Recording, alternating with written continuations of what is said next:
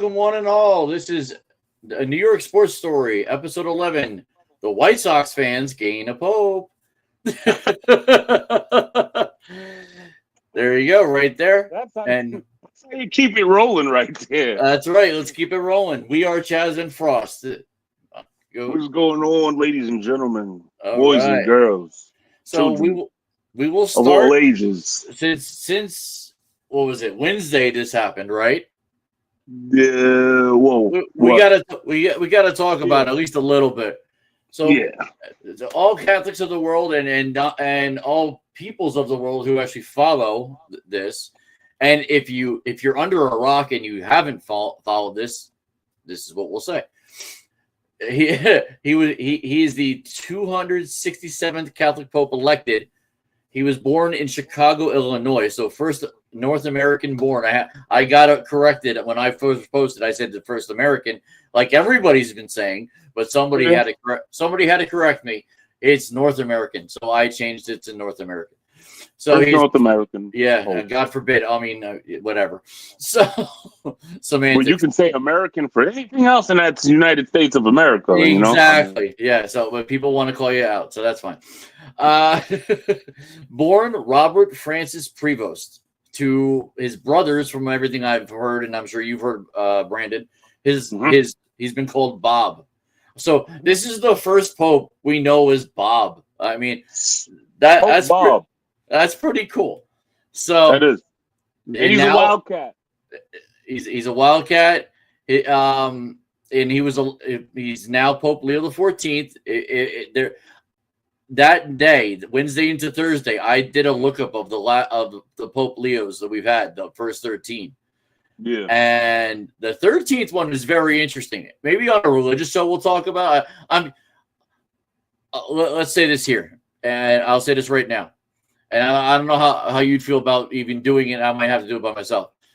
I'm spitballing doing a religious show. I don't know why. It just popped in my head to do some type of religious show that talks about the Bible, the Quran, all different things. Like the Jewish, Torah. I'd be open to that. It just takes up more time. When you're touching on religion that falls hand in hand with touching on politics. That's true. Like that's why everybody has their opinion and everybody has something to say, but nobody really wants to talk about it. Exactly. So I almost want to do it, but I'm cautious at it. But with this new Pope, it got me thinking of it. It really did. It got me thinking that maybe. For example, are we going to see him at a Knicks game? Jalen Brunson? I think we're going to first. I'd predict. This is my prediction. You're going to see him in Chicago at a White Sox game first. Okay. That's where you're going to see the first pitch. Yes. Let me put this up. So he was created a cardinal on September 30th, 2023. So he's a very new cardinal. Right.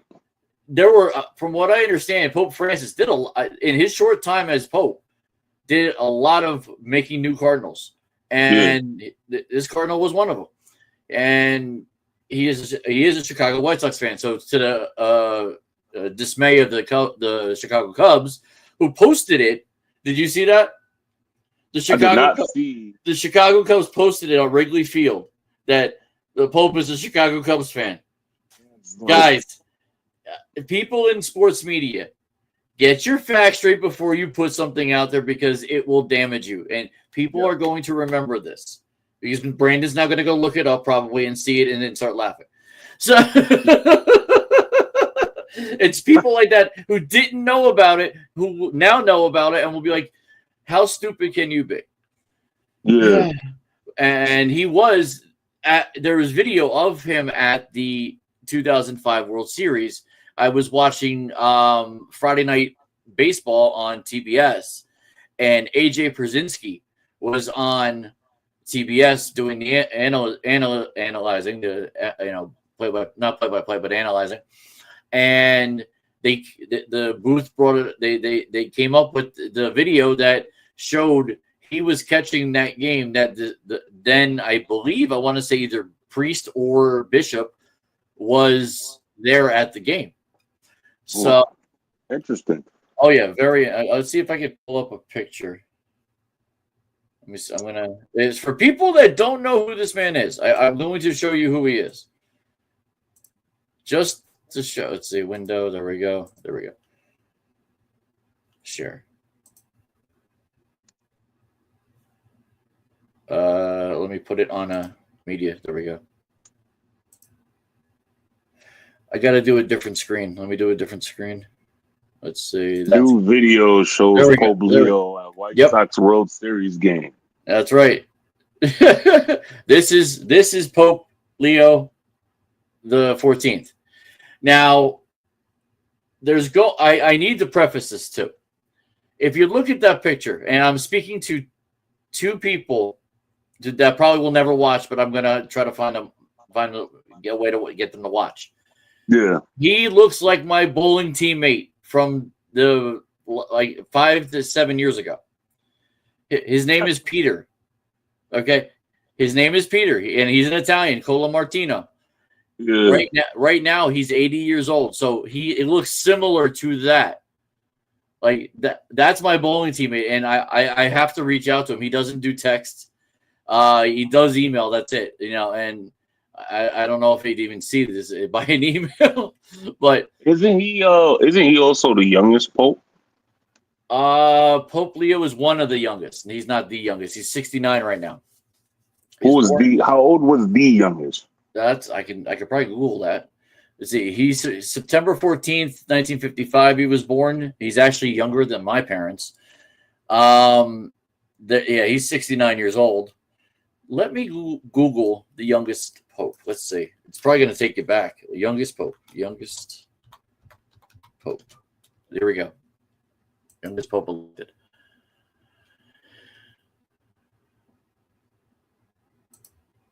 Let's see. Oh, here we go. So the youngest pope elected was likely Pope Benedict IX, who was around 20 years old when he first assumed the papacy around 1032 AD. Wow.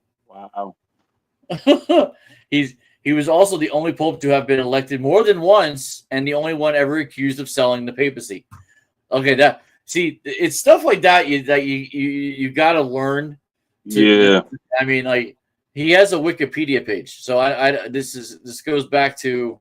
I'm pretty sure out of all of the movies that they've made, that he's in one of those movies. Is he really? That's probably.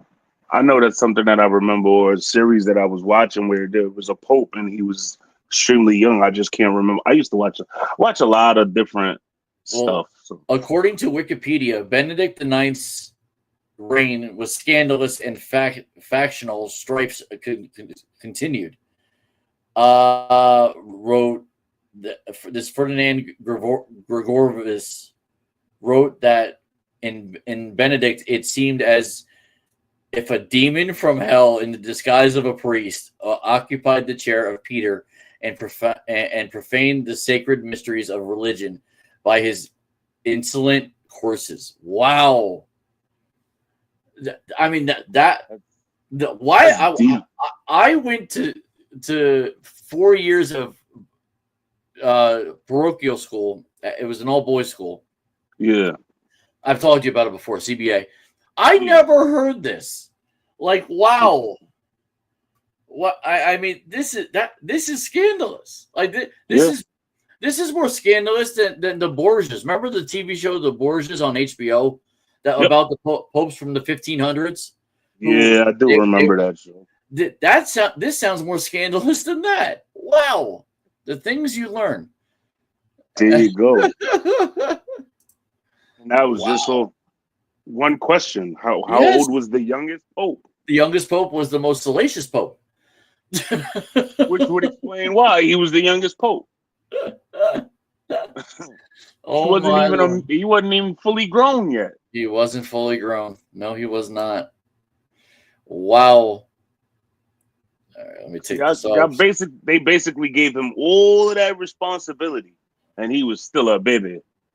And when he had his second pontificate, he only had it for less than a year. No, not even less than a year. Less than a month. allowing Benedict to resume the papacy in April of 1045. He had to resign the next month. Oh my Lord. What in the world? No, this can't be true. He did a third one? Wow. What was going on? You know what was you know what? If I remember correctly, if I'm looking at the dates right too, the 1000s, that's the wars that they were going into Israel. Yeah. And they called it the Holy Roman Wars. If I remember, and I'm not going to Google that, look that up.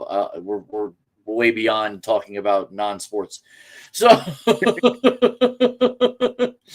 but Reason trying to highlight something. I had to go all the way left, but I mean, this is what happened. I mean, it's really informative. So it is. So maybe down the road, like I said before, if I do a religious podcast, maybe I'll do a historical religious podcast.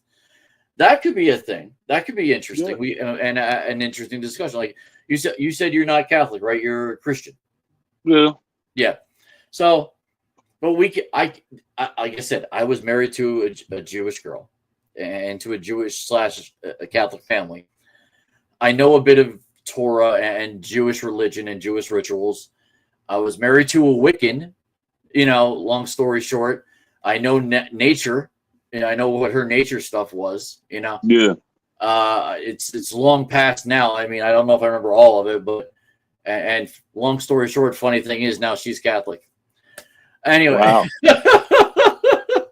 So how do you how do you jump from that to that?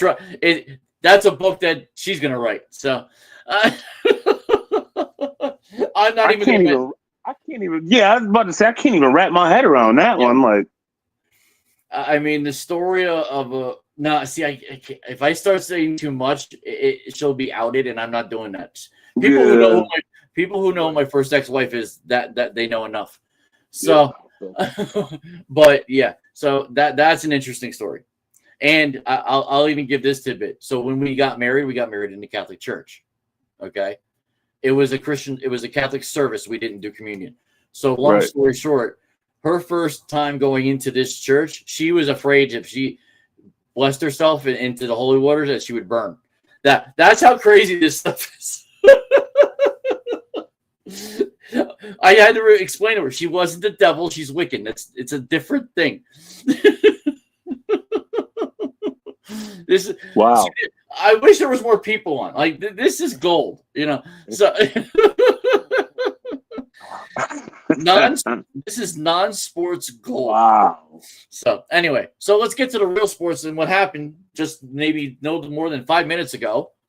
Dallas Mavericks won this year's NBA draft lottery, earning the right to land the projected #1 pick. And I don't think it's projected. I think everybody knows Cooper Flagg's going to Dallas. Like crazy. He's 1, and everybody else is 3, 4, 5. Like that's what. And I hate to say that because the Rutgers kid is #2. But you know.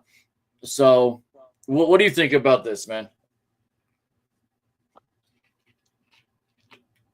That's all from trades. Like they acquired a pick that was from another pick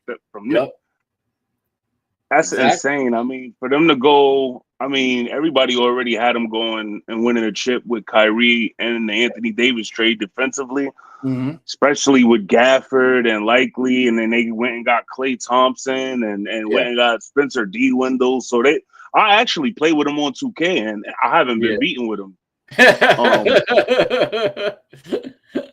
So, like, I'm on a run with them right now, and this is without Cooper Flag. So, putting Cooper Flag. I mean, they got I got to look up what the odds would be for them to win the championship next year. Well, the odds to win the draft lottery was 1.8%. 1.8. Yeah, I've seen that. 1.8%. Now, I will say this, and I'm kind of glad. I'm looking at the story on ESPN, and San Antonio gets the second pick. Yeah. Can you imagine if San Antonio, with the guys they got already, with Wembanyama and Stephon Castle, get Rucker? Exactly. If that now they're going to get the second pick if they could have, and they could have got the first. And we're talking about you mentioned Castle. They Wimbiana's coming back, and they went and got Darren Fox from Sacramento. Yep, that's going to be a team like LA Lakers. Guess what? You're number one pick. You're number one pick next year. Yeah, the Lakers are in trouble right now. They're in trouble. And I heard this today, and I don't know if you watched any ESPN clips. I only watched a few, and this one really stuck to my head. And it goes to the San Antonio thing. Going into offseason, I know we still got the rest of the NBA playoffs, but going into the offseason, one of the top free agents is going to be Giannis Antetokounmpo. Yep. I wouldn't be surprised if Giannis don't make a splash trying to go to Philly or even LA. I agree. Philly wouldn't be a bad spot. Hell, I'm praying for New York, but I think we're in the dust because you look at Dallas and you look at San Antonio. Yeah. Like, good God, can you imagine Giannis with either of those teams with those players? Like, nah, that's not even. That's mind blown. Like the Houston Rockets now become the third team in Texas. Matter of fact, the Houston Rockets aren't the Houston Rockets picking third? No, Philly picks third, and then Charlotte picks fourth. So let me go down. Oops, not down that one. Down this one. Let's see. Is it going to give me my top 10? It's not. It's not really giving me top 10. Not here. Crazy. Okay, this whole thing is not giving me top 10. Although, okay, here we go. 11 hours ago, Giannis open to exploring best fits outside of Bucks. So that's where that story came from. So Flag is a 6'9" forward out of Duke, considered to be the front runner. There's no question about that. Despite being one of the more heavily anticipated freshmen to enter college several years ago, Flag exceeded expectations by winning nearly every major award.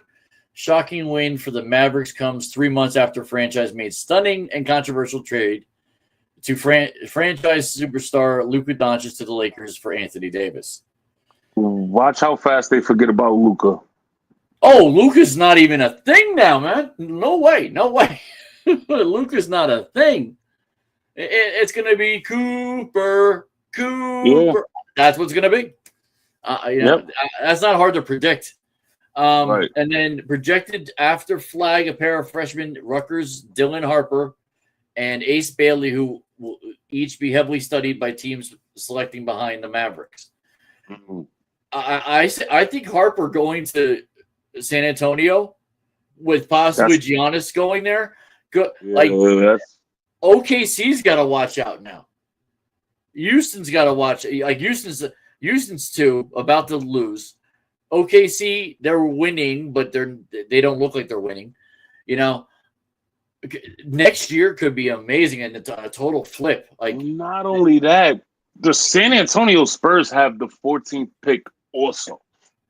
Yeah, but who is that going to be? Like, that's going to be a G League guy. It's not going to. The 14th pick overall, you're still picking in the top 20. That's still potential to be a good player. Okay, hold on a second. We're going to this then. So, NBA draft on The Athletic. They posted this before the picks were made. So they got Cooper first, Dylan Harper second, VJ Edgecombe third out of Baylor. Okay. Con Nuppel, and I'm assuming Nuppel is the name, from Duke. Forward out of 6'7" forward out of Duke. They got him going fourth. Jeremiah Fears 5 out of Oklahoma.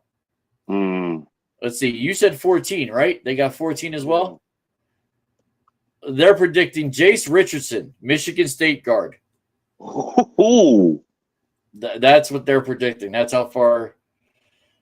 What would the Knicks be? They'd be in the. They crazy. Knicks would probably. They're after 22. So I don't even know. Yeah, do we even have a first round pick? I don't even know. I don't even think the Lakers got a first round pick, and probably. If they do,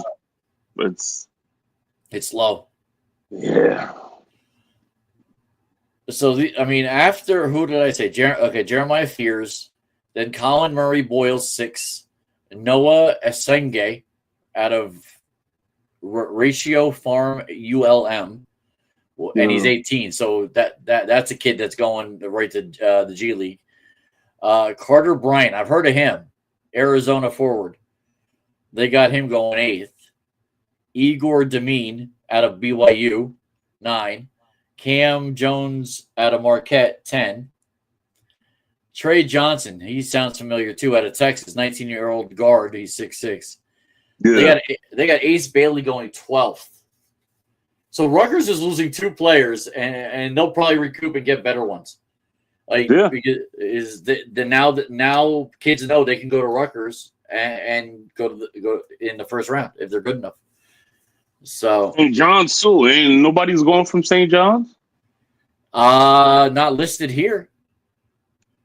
Let's see: Georgia, Alabama, Illinois, Duke, Auburn, Le Mans, and UAB. No, so nobody. At least nobody in this guy's first round. Now we're gonna get to that at some point. They're gonna show all the players who's coming out, who's not. But yeah, so that's interesting right there. Dallas Mavericks and San Antonio Spurs could be the next best team in 26. Wow. Lakers have, I think, the 22nd pick. Oh, they do? Yeah, they traded with the Hawks. Either the Hawks got the 22nd pick, and they traded with the Lakers, or the Lakers traded with the Hawks. I'll tell you, that forward is probably better than Bronny. Or is Bronny a guard? Is Bronny a guard or Bronny a forward? Yeah. Bronny a guard. Okay. Yaxel Yelendenberg from UAB. Forward, 22 years old. He's 22 years old, so he's a little bit older. Looks like he's a 4-year player. You also got to take in consideration the guys that they're getting from overseas now too. That's true. Absolutely. That's what shortens the list of these kids. And somebody else, a coworker of mine was talking about this too. Maybe you can talk on this. That the list is getting shorter for these kids because of NIL contracts. Yeah. Now, I kind of countered that. I said the NIL contracts I thought were more for college football as opposed to college basketball. I said, I thought the college basketball top tier 1, 2, 3 players might get it. I don't know if the rest of those kids get it. Nah, not as much. They'll get a stipend. They won't get as much. But with college football, it tends to be like at least most of the starters. Yeah. Which there's also 22. stipulations. That's 22 starters. Yeah. There's stipulations with the NIL too. You can't just get an NIL contract. You got to have a certain amount of yards or a certain amount of points. Games played. That's just it. And I know I'm not, but I don't know about you, but I'm really not, smart enough to know everything about the NIL contracts. But maybe I will win. Actually, you might know more at some point closer because your daughters are a little bit older, right? Yeah. Yeah. So you have that opportunity I have at least 8 years minimum with my kids. So I won't even see that until then. But my kid's team is losing 5-1. My God. Let me see his box score real quick. Let's see. Did he get it? He didn't get a hit. He didn't even get a second at bat yet. Okay, they're playing at night now. This woman's taking the video and they got the lights. I wish I played like that. Yeah, that's nice. My kid is so lucky to play under the lights. That is so freaking cool. Everybody always wants to play. I love playing. I used to love playing under the lights. Exactly. All right, so let's go to the NBA. Let's see the playoffs. Let's see what's going on here. Oh, we're down 13. Jesus, mother. Can we start right? Seriously? Never. Can we start right? It was good. I don't know what's going on. I was watching and then I stopped. So you saw game 3. I did not. What the hell? What the hell? Please tell me I was fortunate. I was fortunate enough to watch game 3 with my cousin Terrence, who's a diehard Celtic fan.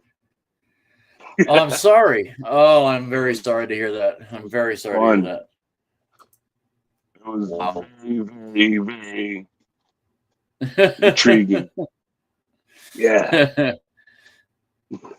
You don't want to say anything more on that. Intriguing is the only word you could go. I told my brother, I said, yo, could you please stop talking about the game so he can shut up? Because I don't want to hear about it no more. Please. Wow. That's crazy. Okay, my cousin, I love you, man. So let's see. All 4 rounds look interesting right now. They're all 4 games, sets of games. Oh, Cleveland, let's see. Hold on. Where am I? Okay.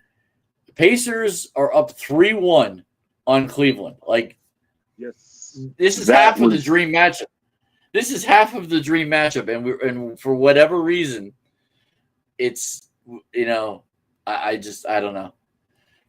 I love that the Pacers are winning because I want that matchup with the Knicks, but then the Knicks aren't doing their job, Right. And the Pacers, for they're winning significantly. I mean, game 2 was close. Game 2 was 1 point game. And then Spider went off game 3 with the 43 point. Well, he averages 41 a game. That's crazy. Except for yesterday, of course, because he did something to his ankle and he didn't even play the second half. But that's right. I did see that. He's averaging 41.1 points. And if he's out for the rest of the series, Cleveland's done. Yeah, Cleveland's done. So they play again tomorrow at 7 p.m. Okay, but it's like they got to go back to Cleveland. The Pacers got to go back to Cleveland, and it's like, how can Cleveland have hope when the Pacers already beat them twice in Cleveland? In Cleveland, exactly. So let's see. Knicks win by 3. Knicks win by 1. Celtics destroy them by 22. Yeah, that was. And right now, like you said, they're losing by what, 15? So. Oh no! Last time I checked, I think it was like 11. Oh, it's down to 11. Okay, so crossing our fingers. We'll go through the rest of the show. We'll go back to the Knicks because that's what we did last time. Hopefully, Joker and Ant-Man last night. Too. Oh yeah, here we go. Hold on, let's see. Let's okay. Well, I'll go to that first, like you said, since you brought it up, and then we'll go to the other one. So Warriors got the first game, but Timberwolves took the next 2. Mm-hmm. And I think the only difference is there's no Steph. I mean, they had every opportunity to win the game, but yeah. No Steph Curry, man. It's hurting them right now. I know. It kills me too because I like both teams, and that's the other thing. I do like both teams. Timberwolves, they're a very good underdog, just like the Warriors are. The Warriors really aren't an underdog; they're just a team that didn't play well that is playing well now. Yeah. Timberwolves are the ultimate underdog, and then so if they win that series, they would face either OKC or Denver, which are both. Well, Denver's an actual champion. They've been a champion over the last couple of years. Mm-hmm. OKC looks seriously good. That series is tied at 2-2. That could go 7. So that could going 7. And if that goes 7, that gives the advantage to the Timberwolves, who are gonna have the rest. They're gonna know who their opponent is. They don't. That's only if Steph comes back. If Steph's able to come back this next game, it's a completely different ball game. Are you saying that he's like the Knicks back in the 73? It was what was it? I want to say Walt Reed. No, Willis Reed. Willis Reed. yeah, Willis Reed. Yeah, coming out playing for 5 minutes and then it juices up the crowd. I mean, Steph Curry that's his city. Yeah. He is the Golden State Warriors. I mean, Jimmy Butler's trying to do his thing, but he's not Steph Curry. As talented as he is, you can't replace the Steph Curry. And he is the heart and soul of that team, and it shows. It's showing right now. Mm-hmm. It is. And I go, the OKC, if you look at by the numbers, it was a lot of offense, and then all of a sudden, game 4, nobody could score. Nobody. 90, if I'm not 90, mistaken, 92-87. And the Nuggets, go ahead. 33% at halftime, I believe. Something like Both that. teams. The Nuggets, from what I saw and what I saw in SportsCenter, had only their starting five had most of those points. And they're averaging 40-plus minutes a game, those five starters. That's not good. How do you have only 6 players, total? So 5 starters and 1 coming off the bench. Right. That's unfathomable to me. Like that, you know what that reminds me of a little bit? The Bulls from 92, 93, but that was a solid 5 team. Yeah. You don't have that in Denver. Right. You have Murray, you have Joker, and you have Aaron Gordon. Porter can light it up when he. Oh, absolutely, absolutely. I mean, if he can pop a 3 every other 5 seconds, he do that. But I don't know. I want to see Denver win because they look like they could be a solid team. But OKC, the young team going against 2 young teams. If in theory Oklahoma City and Minnesota make it, it's probably gonna be one of the youngest championship matches you've seen since Magic Johnson back in the early '80s. With that team. Other than Kareem was the old general. But everybody else on that team was pretty young on the Lakers 80-81 team. Right. So that's how far back you got to go. Because Detroit, when they were getting up, they were older. Boston was older. When they were going back and forth with the Lakers, Boston was older. Yeah.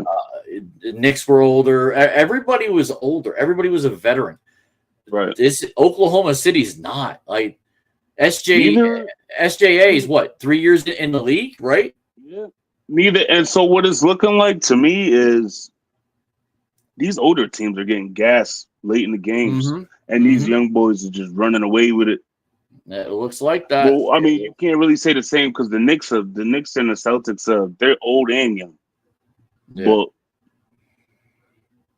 as far as OKC and Indiana, they're running. Why is that up? Yeah. Exactly. I just realized we had the wrong thing up. I didn't even know. I didn't. Wow! I switched things, and it's supposed to be this. Yeah.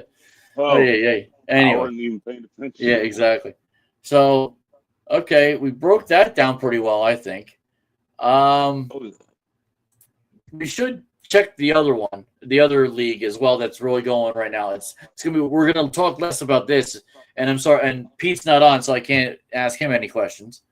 But let's see, schedule. Oh no, playoff bracket. Here we go.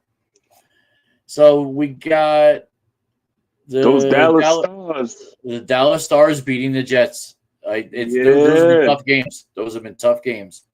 Oh wow. Carolina is beating the Washington Capitals 2-0, and they already lead 2-1 in the series. Oh wow, that is insane. Yeah, but you got to expect that from the Panthers. Oh no, you mean the Hurricanes? You mean the Hurricanes? Yeah, I'm thinking about Florida. Wrong sport. No, Florida. Florida Panthers. Yeah.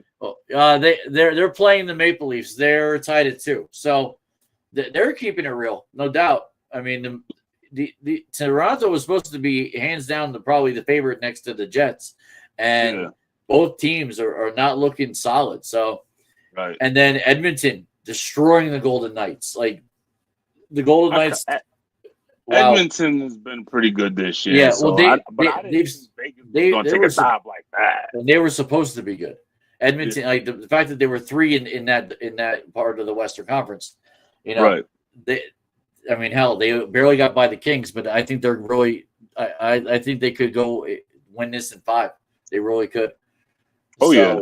I mean, overall, it looks like a pretty solid going. Other than the Capitals possibly losing, which that could be devastating for Ovechkin. I mean, hopefully this isn't his last year, but who knows? So yeah. I mean, crazier things have happened. Exactly. All right. So we should talk a little Yankees and Mets, what they've done. Let's see. Let's go to standings. What has our team done in the last 7 games? We're 23-17. In the last 10, we're 5-5. Well, let's see. We've been on the road for the last 4 days. I can't tell if we're winning yet. I could go to I could go probably. Oh no, we're not playing yet. That's right. We don't play till 10 o'clock. We're playing Seattle too this week, Monday, Tuesday, Wednesday. So Yeah. We're 13-8 at home, 10-9 on the road. Our run differential set plus 75. We talked about this last week. We got the 2 probably best pitchers in Fried and Rodon, and Right. Rodon's just getting better. Yeah. Hell, somebody tried to trade with me on my other fantasy league. I have Fried and Rodon in that league. And since Rodon's been doing well, I've been doing better because he's been getting me points. Fried can't do it on his own, that's for sure. But Oh yeah, definitely. But yeah, somebody wanted to trade me for Rodon and somebody else, and Schwarber was in the deal. I thought about it, but you know who the other person they wanted from me besides Rodon? Oh, Machado. I like Machado. Yeah, there's no other third baseman out there that can replicate what Machado's doing. I can't get rid of Machado if And I'm not getting rid of Machado. And the pitcher that he was going to give me was a formidable pitcher with Rodon, so I had no problem with that. And then he was going to give me some random shortstop, and I'm like, I got Volpe. And I got another shortstop to work with if Volpe's not playing. So I don't need another shortstop. I told the guy, I'm like, you want to give me do it something else. I said that shortstop and Machado are out. Like I don't want either one. I'm not trading Machado, and I don't want that shortstop.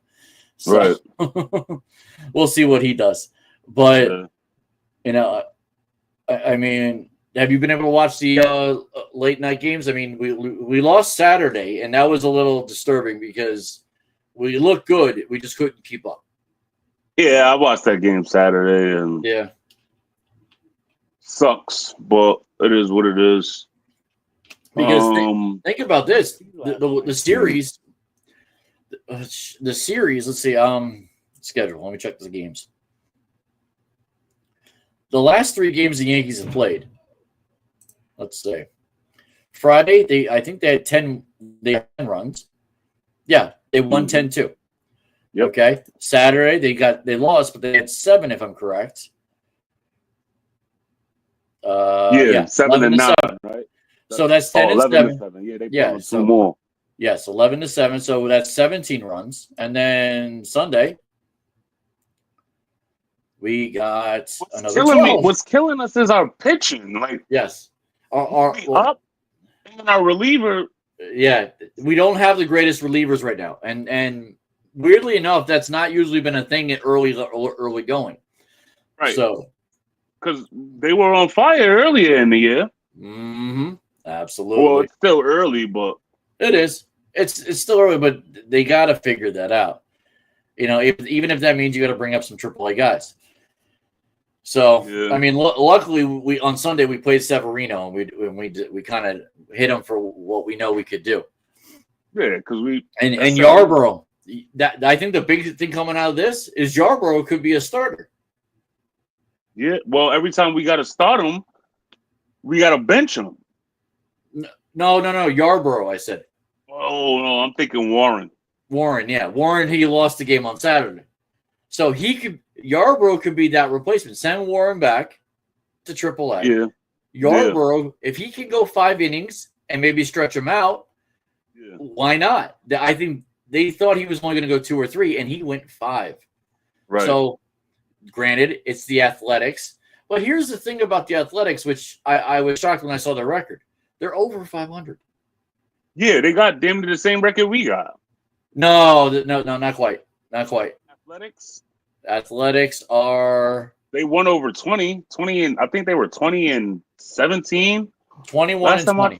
Yeah, they're 21-20. Oh, yeah, because they just lost to... They lost the last 2 or 3. So, yeah, they were 20-18 before that. So, I mean, they're not a bad team in the West. I mean, the West right now is Seattle with 22 wins, Houston with 20, and Athletics with 21. Like, the Athletics are still in it, which is crazy. Texas has 20, and the Angels have 16. But if the Angels can come back and make this formidable, that's a 5-man race right there. That's amazing, But this, I think I told you, Houston. I don't think is going to do well this year. And away, they're not doing well at all. Away, they're 7-11. Who? So the Astros. Astros. Yep. They've only played 18 games and they're 7-11. They're 13-8 at home, so it's out of 21 games. You know what sucks about the Astros? What's that? Every time I bet that they're gonna lose, they win. They win. Oh, I just see my kids up. Oh boy, let's see. I don't know. I'll watch it and then I'll talk. Anyway, yeah. So the Knicks. I mean, not the Knicks. Wow, the Mets. They're actually doing better. They got a better record than us. They got 26-15. They're only second to the Dodgers, who are 27-14. Like they're as we expected. As expected, exactly. Now the Mets are 15-4 at home. This team doesn't lose at home. Like, it's crazy. Yeah. So, and I think, if I'm correct, they might have the most shutouts out of every team this year. Did my kid just get a single? Oh, that was the other kid. That was the other kid. Let's see. My kid. He walked. Okay, my kid walked. Good. Nice. Okay. All of a sudden, I see a single. It's from the kid behind him, and it was like that. It was at his shoulders. So, so my kid's on base, first and second, 2 outs. Stutzman got a hit, and it's now bases loaded. Oh, good. But they're down 10-1. Oh, God. Oh, wow. I've been told there's a bunch of 12-year-olds on this team. I'm like, is the whole league 12-year-olds? And what inning is it? Because I know it's Little League, so it only goes to 6, right? It's bottom of the 4th. Oh. Yeah. Still a lot of time left. It's a lot of time left, and they got the bases loaded with 2 outs, so not the best of things. But yeah. Okay, so Cubs are 23-18. So they're doing good, other than the fact that they're saying that the Pope is their fan. Who are the White Sox? They need the Pope's help. The White Sox are 12-29. Yikes! As we expected. Yikes! Yeah, as we expected. But yeah, they need a papal miracle is what they need. Sheesh. Yeah, Padres. I don't think not even a Pope can help them at this point. Dodgers, Padres, Giants, and Diamondbacks all 20 wins in the NL West. 21 wins for the Diamondbacks. So they're within 6. Colorado Rockies, they might as well mail it in. I think I said that was going to be the worst team, and I was right. That's the worst team. 7 wins. And they still got good players. That's the funny thing. But you can't in fantasy, they got this guy Hunter Goodman. He plays multiple positions. I had to get rid of him because he's not playing well, because he's around guys that just not playing well. That don't play well. Yeah. So it kind of rubs off on you. It definitely hurts. I think my kid scored. Yes. Good. Oh. It's now 10-2. He was on third base. So he's you got Prime. There you go. What is that? Cherry? Yeah. You got the cherry. See, I got lemonade today. Brisk lemonade. That's good. I still got my cherry, but I already drank that. So if I drink more than one, man, I am not going to sleep tonight. So that's pretty much it for baseball. Like, there wasn't really major baseball things this week. I mean, Judge is back over 400 too. That's a good thing. I just realized how much stuff is in this thing. Holy cow. Yeah, you might be up till midnight minimum. I'm always up till midnight. Are you? So let's see. Okay. So let's go to our local guy who Brian Hawk, talking about our young arms. So let's see what young arms he's talking about here. In Sarasota, there's this kid, Carlos Lagrange. Back in March, having drawn the starting assignment in the spring break. So he did play with the Yankees for a little bit in spring training. He's a higher profile assignment.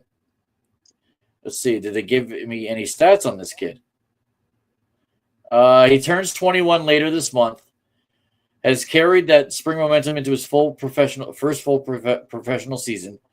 Signed for $10,000 out of the Dominican Republic in 2022. He's rated as the Yankees' number 17 prospect in the MLB pipeline. Playing for the High A Hudson Valley, he struck out 7 batters in his first 5 starts, punching out 41 batters across 25 in a third innings. That's good. So, solid start for him. His pitching coach, Matt Blake. I recommend if you have Yes or the Gotham Sports app, Homegrown is out again. The season 8 is out. Episode 1 dropped on May 1st. I watched it today. Very interesting. I almost want to go back now to some of those homegrowns because it's got other guys who are now on the team, and maybe some that aren't on the team anymore. So this is their 8th season doing homegrown.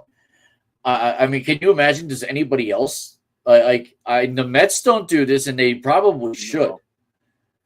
Yeah, they should. Just as many kids in the tri-state area that like Mets. Exactly. I'm honestly a little surprised that SNY has not tried to do this yet, but that might be the problem with it's the owner of SNY, not the owner of the Mets. The owner of SNY is the old owner of the Mets. He still owns a good part of SNY. So that's part of the reason why, more than likely. Ben Hess and Elmer Rodriguez Cruz are also among the talents.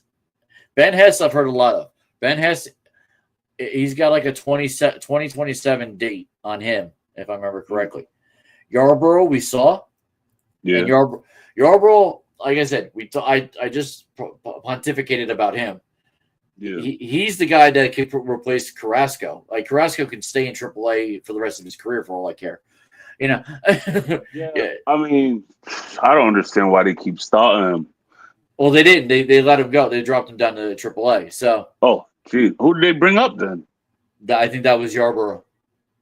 I could have sworn I saw Yarborough pitch before, and then I saw Carrasco pitch after, so I wasn't sure if.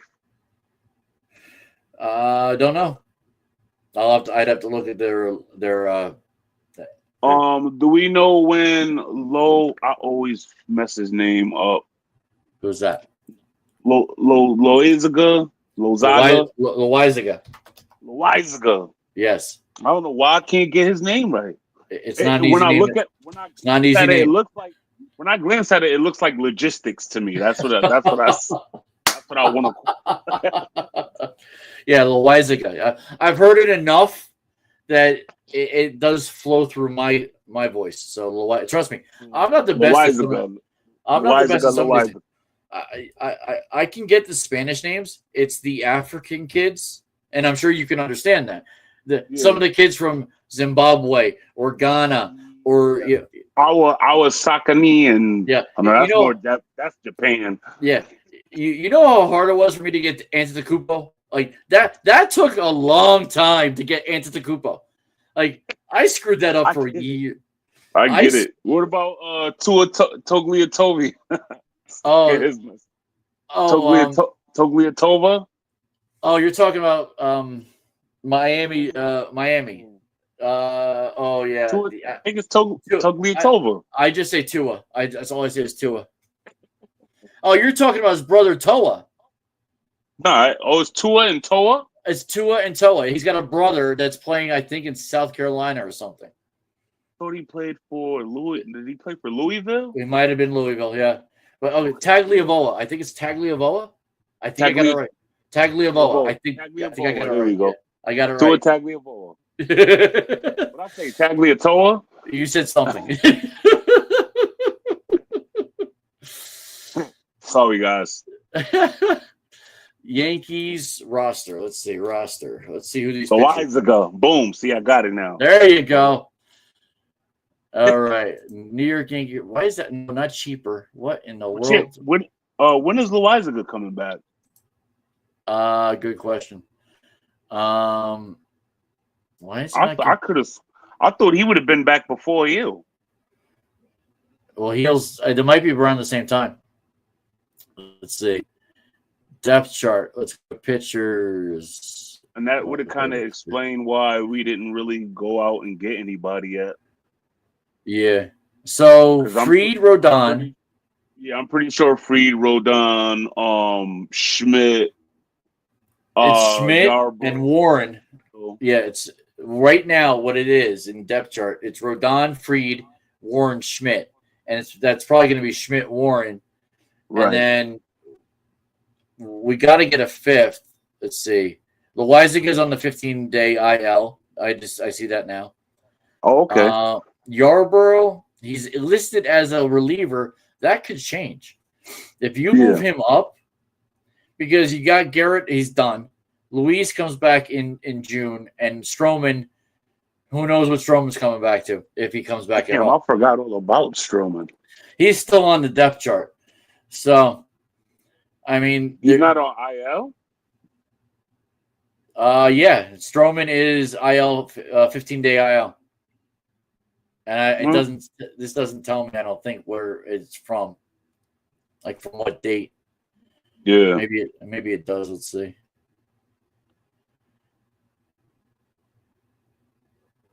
Oh, interesting. So it said next game 5/13. Oh, so he might be off the injured list tomorrow. That's interesting. Stroman?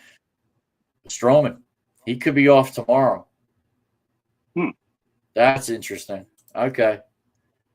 Good thing you brought him up.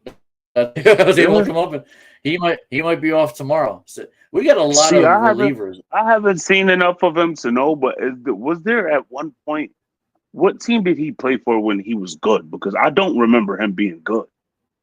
The Mets. At what point? He was a pretty good Met. He was a pretty good Met. He might have been in Toronto too. That's where I've seen him at. That's where he was good Toronto. at. I want to say Toronto. He was in Toronto before he was in New York. Yep. Let's see.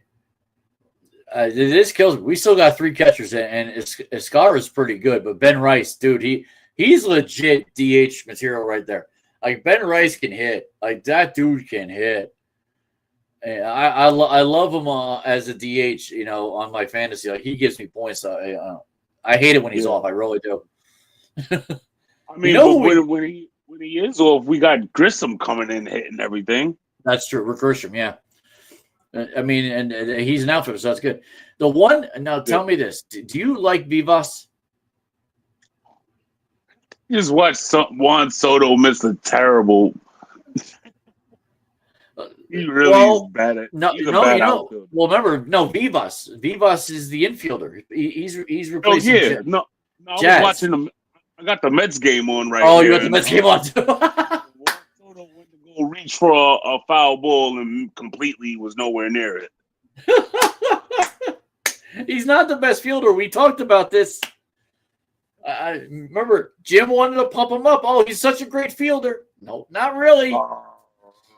And Anthony Volpe's a better fielder. Hell yeah. Grissom's a better fielder. Yes. So Chisholm is why Vivas is playing, and Vivas. I like Vivas. I'm sure he's a nice kid. He can't hit. Like it looks like he got us a walk off. He did one time. That's fine. I think that was the second time he batted in his second walk off. I think he had one last. Yeah, did he? So, I mean, he's batting like $120. It's not good. It's whenever you're low like that, it's never a good thing. I don't understand why I don't understand why Boom doesn't just keep Cabrera at third base. Yes, or put him at second. Right. Or put Peraza at second and put Cabrera at third. Like he's got Cabrera at third. Cabrera's been Right. playing third mostly. Who's playing But, first? oh, Goldschmidt, and then and Ben Rice is spotting him from time to time. Right. So why can't we move Goldschmidt to second? No, Goldschmidt can't play second. He's not a second baseman. No, he's never been a second baseman. No, I'm sorry. Move Bellinger. Bellinger. Move Bellinger to second and move Grissom out or Dominguez. Well, Dominguez, I don't think he can play second, even though he's tall enough. I don't think he can. No, play second. Dominguez out to left field. Oh, well, he's been playing outfield, left field. Remember, Cody only comes in for defense. Cody usually comes, which I couldn't stand like weeks ago when they were doing that. Like either let him play and figure out defense, or So, but DJ, the other one is DJ. DJ's supposed to come back. Right. DJ can play second base. He's 34, 35 years old. He moves probably as well as Robinson Cano did at 38. So it shouldn't be that bad. But it was always DJ's hitting. It went from batting 300 to barely over 2. Right. So that's where DJ became a problem. Yeah. I mean, our outfield, we're at a plethora of outfielders. We knew this was going to happen.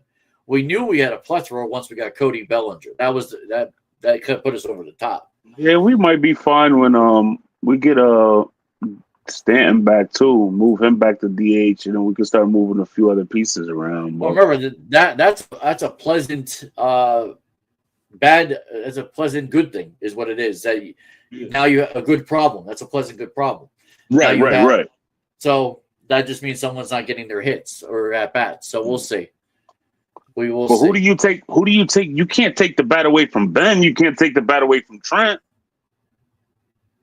I'd take the bat away from Viva. I might take it away. Vivas won't get any at bats when Stanton comes back. Right. I would probably take it from Grisham just because Ben Rice. I think he has a better batting average too. If I'm correct, his OPS is better. Like if you were to pit one with the other, you probably see. You know what? I could probably do it with Google. Let me see if Google actually let me do that. Let's see. So Ben Rice versus Trent Grisham. Let's see.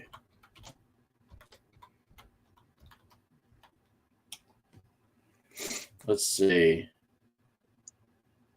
Not just gave me AI stuff. Let's see. Let me see if I can find X.com, MLB. This is just giving me articles. Yay, Dansby Swanson got a home run. Wonderful. Let's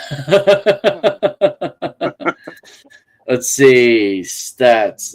Comparable stats. Let's see.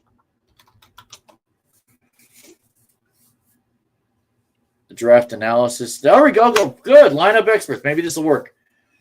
I think you got it right. According to lineupexperts.com.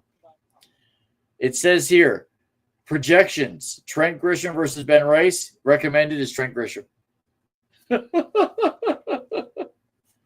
That's interesting. His draft value is negative 0.23 to Ben Rice's negative 0.30. So let's see. Currently, right now, I don't know if these stats are right. Trent got about 10 home runs too. Yeah, and I don't think Ben has 4. I think Ben has 9. Okay. I think Ben. Yeah, this is saying Ben has 4 and Trent has 7. Unless these are predictions, they might also be predictions. So they're way off their prediction because Ben has 9 now. He got it. That Grand Slam was his 9th. You okay? Nice. Yeah, I just had to stand up. I lost you. Gotcha.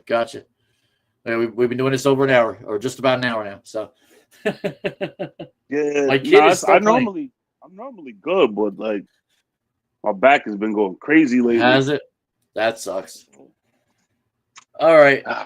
Well, this will be shorter because there's a few, not a few, but there's a good amount left. So, oh no, let's go. We're good.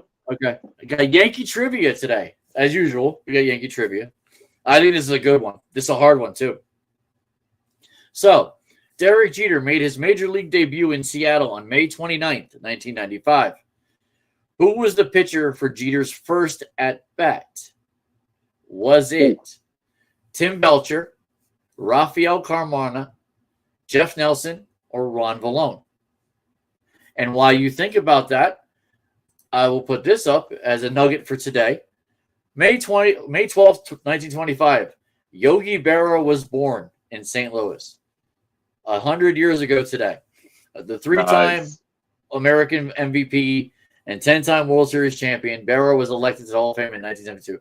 If he was alive, one of the few baseball players I've ever met, if he was still alive, he would have been 100 today. Nice. Yes. All right. So we'll go back to Tim Belcher. I'm sure you know the pitcher. Rafael Carmona, he's not as known. Jeff Nelson was a former Yankee, but he was also other places. It's out of Vallone or Belcher to me right now. Okay. I gotta go Belcher. Belcher? Okay. Well, it's Carmona. Of course it was. But now you're close on your answer. Belcher actually gave up Jeter's first major league hit the next day. Okay. So your brain may have been thinking that, but might not have. I would have never have said. So Jeter actually went hitless in his first 5 at bats on that first day. So that's an interesting tidbit. And not only that, Jeter also faced teammate Nelson in that first game. So he didn't get a hit off of Nelson in that first game either. So he faced Carmona, and then he faced Nelson, and then he faced 3 of those guys. Vallone was the only one he didn't face. So interesting question, I thought. Definitely. Okay. I wasn't going to do football today, but this kind of came out as a bit of an advertisement for the NFL. Oh, yeah. The NFL schedule is going to be Wednesday, May 14th. So this will be a topic next week. Times and where we're going to be, how many games we get at night, which probably won't be a lot. We'll get at least 2, I think. The Giants will get 2. The Jets might get 3 or 4. That's my guess. What do you think? I think we'll get more than the Jets. You think we'll get more than the Jets? Okay. I think we had a lot of night games last year. We lost a lot of night games last year. That's that. Hate to bring that up, buddy. Have a quarterback. We have 2. And maybe 3. And maybe that's even more reason for. Oh, we definitely got 3. Yeah. That's another thing I wanted. Another thing I wanted to discuss is Jackson Dart. I've been watching some practice footage, and it's just practice, but been lighting it up. I mean, Shador's been lighting it up too. Okay. I think Shador's gonna win that starting role in Cleveland. You think so?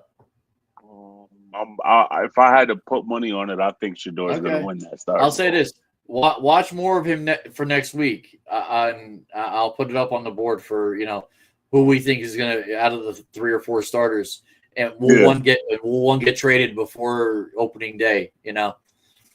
That could be a thing. But the thing is, I can't even really. I mean, just from the little bit of throws that he's been making, you can't really judge.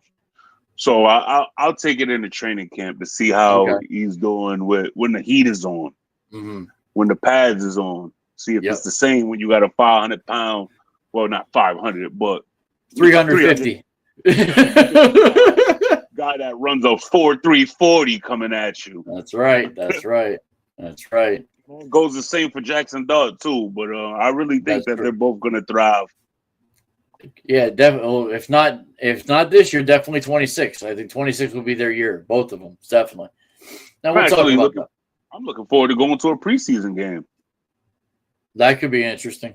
I don't know if I want to put my money to that, but we'll see. I mean, my wife's birthday is around that time, so I don't think they cost that much. I went to a home opener and that ticket was about $500. wow. Yeah. Yeah. No thanks on that. Yeah, it was the Broncos. Okay. And we lost. Gotcha. So let's preface this. We're not doing picks and we're not saying they're going to make the playoffs. Right. I'm just going to say who they're playing in their home games. Yeah. Dallas, Philly, Washington. That's normal. And I would predict that Dallas is going to be a night game. That's what we can predict, if there's going to be night games or not. I think Dallas, out of those three, are the night game. Although you would think Washington, they got a better team. You know, Philly. See, and I don't want this, and I hope the NFL figures this out. And might know where I'm going with this. We should not play Philly at the end of the year again. We've done it for years now. It's terrible. I hate it. I've been with my wife over 10 years since March. Okay, 10 years. I hate it. Most of those years we've had it at the end of the year. I don't understand. What's this thing that we have to have with Philly? And we've lost most of those games. I think the year before last, we had the Cowboys at the end of the year. Yeah. I mean, well, my biggest beef with the Cowboys back in the day was this is way before I knew you. I think I know James for only a year or two. Was the fact that we were always playing the Cowboys in Dallas and in Dallas. Yeah. Now, when we had Eli, we beat him, but once Eli was done, we weren't beating him anymore. Nope. So now we got to go ahead. No, I'm just saying. I'm glad that. We don't. I mean, we still got to play them. Still the second game of the year, but well, at least first or second. I see that. Yeah. All right. So the rest of the teams: Green Bay Packers at home. Okay. Their defense is okay. I think they're beatable. Yeah. Minnesota. So we got two NFC North teams. I mean, Minnesota. Could it be Sam Darnold again? Wait, is Sam Darnold in Minnesota? No. I think honestly, my personal opinion is unless you got cement roadblocks to put in front of our defense, every game could be a possible win. Yeah, absolutely. Well, see, that's why I'm thinking that the Kansas City game, they don't have those roadblocks. Right. Now Patrick can run, but he's also a year older. Kelsey's a year older. Yeah, could be a married man by the time the season starts. We don't know. I'm not saying anything TMZ isn't. So I wouldn't be surprised if he pops the question at the end of a game or something. There are on TMZ. There are the girls in the little area that they have when they do it are already predicting that it wasn't a Mother's Day dinner. It was a getting a wedding proposal or wedding day together. Wow. Yeah. So I'm not predicting it. I haven't even watched the Kelsey thing, podcast forever. But yeah, I'm curious how this will probably be Kelsey's last time in MetLife. The Mets fans are going to be coming out to see Patrick play. Yeah. So, I mean, I'd love to see us win that game. That'd be great. But we'll see. We'll talk about that in August. Now, the last two games are interesting. An AFC West team and an NFC West team coming to MetLife. The Chargers and the Niners. Those are going to be middle of the year games more than likely, and they're going to be intriguing as there are little sets of fans in this New Jersey, New York area of Chargers and San Francisco.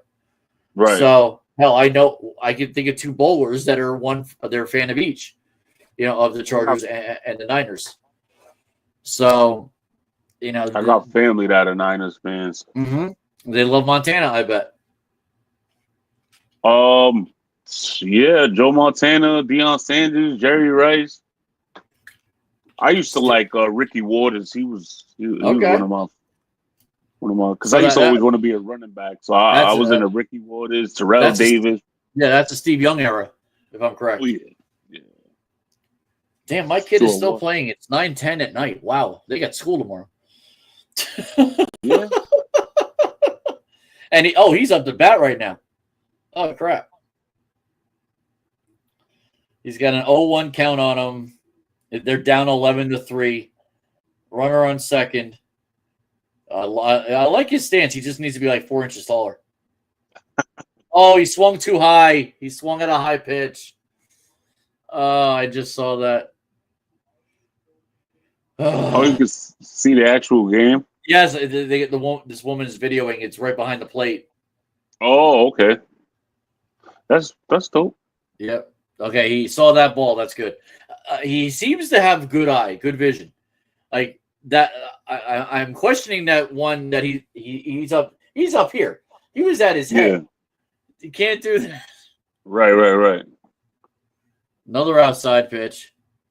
Runner's going to third. Okay, there we go. One thing on this team, they know how to steal. Yeah, my daughter's team too. I was just recently looking at the game cast, and they had about 2-3 stolen bases. Wow. Ball 3. Wow. Oh, ball 4. He walked him. Wow. My son got a second walk of the game.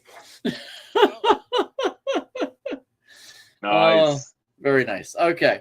So Chargers, and that's that. So New York Giants away games. As normal, Dallas, Philly, Washington, yippee-doo. We get to go to Chicago. That nice, and that'll probably be at the end of the season. Well, you figure one of the two, Chicago or Denver, are going to be at the end of the season where it's going to be freaking cold. That's what's going to be. I mean, the Denver Broncos, like that we're going to see now. Bo Nix, the guy we wanted initially, Detroit. I'll say this: the one game I'll predict right now we lose is in Detroit. Oh yeah, we're not beating Detroit on paper, on the field, in space. We're not beating Detroit as they're constructed right now. That's my boy team, man. Yeah, I don't feel that. Like, and if LeBruno wants to rip me for that, please do. Go ahead. Where we at? Depending on when that game is in the season, I might be going to that game. Well, you're close enough to Detroit. You could. Yeah, that's only a 2-hour drive? Oh, nah, it's about 7 or 8. Oh, is it really? Oh, okay. I thought you were closer. No, it's about 8 hours away. Then we got Vegas, New Orleans, and New England. Like, the Vegas one will be interesting because he's not the coach anymore. Is Antonio still out there? You know what? Nope, he's not. He's not. So that kind of sucks there. But Vegas, they got some good players. So if you think about it, isn't Genty there? No. Yeah. Genty's there. We got Scatterboo. Dude, let's go. That's going to be a good one.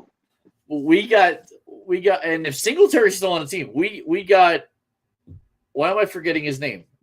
Tracy. So Tracy and Scatterboo. Like, just the things they can do with those two. I can't both wait. Catch the ball out the backfield. Yes, they can. I mean, our quarterback. What can you do? What are you gonna do if you got Slayton on one side, you got Davis on one side, you got Scatterboo on this side, Tracy on this side, and they're swinging out the backfield, and you got a mobile Russell Wilson or Jackson Dart or Jameis Winston. Doesn't matter who's at quarterback in the quarterback room as long as it's not Tom. Brandon, you're making me happy. Don't do it.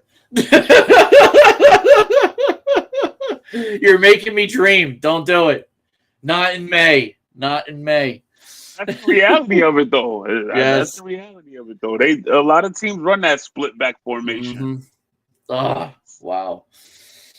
All right, let's get to the Jets. This is why I want to get some Jet fans in, so we should talk about the Jets. Yeah. Right? So they're playing Buffalo, they're playing Miami, they're playing New England. My cousin Terrence is a Jet fan, too. Celtics and Jets. See, here's the thing. The Jets are that good. other than Buffalo, which that's up in the air, Yeah. they're beatable. Miami should be beaten, and New England, even though they're up and coming, I think that you can beat them as the Jets. Then they got Cleveland. Who knows what's going to happen? Is Shador starting? Is it somebody else? Right. Pittsburgh, they're usually always mediocre to good. They're never bad. They're never great. Right. At least. So that could be a win. Atlanta, Carolina, two bad teams on the possible up and come, but they're bad teams. Yeah. The Jets also played Denver and Dallas, and they played Denver and Dallas. So Dallas, hear me out on this one. The NFL has done this before. Dallas will be in New York twice. They'll play the Jets once and the Giants one week after another. I suspect it will happen. You think 6 and 7? 6-point game. 6 point. Oh, the Knicks. Yeah. Okay. I'm good. Wait, we're winning or losing? Oh, we are losing. Okay, losing by 6. Okay. With how much time? We were just losing by like 18. Oh wow. So damn, 3-point barrage. I don't know. I looked. We was losing. I looked back. It was a 6-point. That's good. I might have to go back to. Let me go back to NBA. Hold on. Let me get the playoffs. Let's see. Let's see if it'll give me the.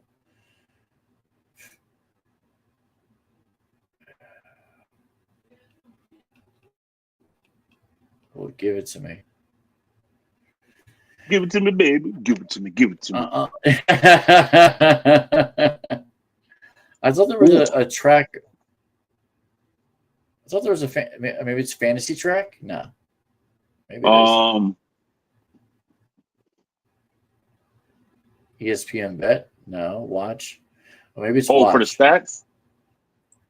Yeah. Oh, maybe it's StatCast. I think you're right. No, I'm not watching it live. Oh, I could watch the Knicks live on ESPN Plus.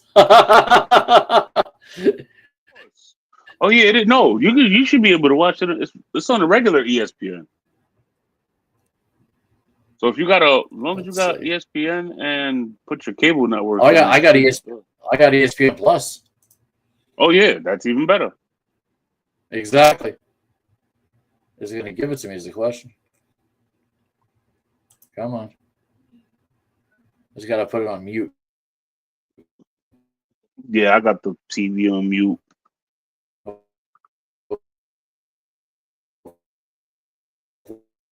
Give it to me, baby, now.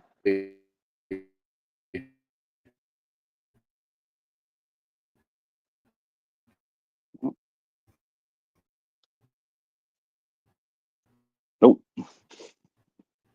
And hopefully this doesn't kick me off. Kicks me off. I got. Yeah, it was kind of getting choppy.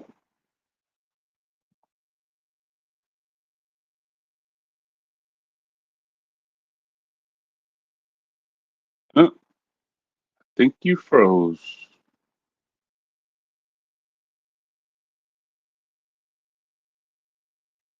I